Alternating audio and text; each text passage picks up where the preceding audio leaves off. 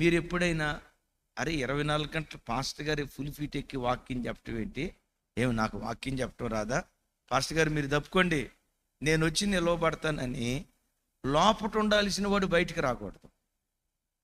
లోపట ఉండాల్సిన అవయవాలు చెప్పండి అమ్మ, చెప్పాలి.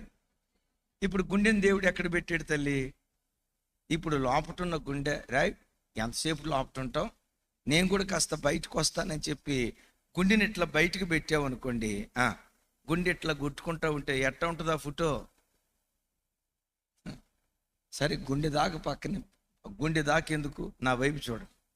ఈ దంతాలు ఉన్నాయి కదా, ఎందుకో దంతాలను దేవుడు లోపట పెట్టాడు, పెదాల లోపట పెట్టాడు.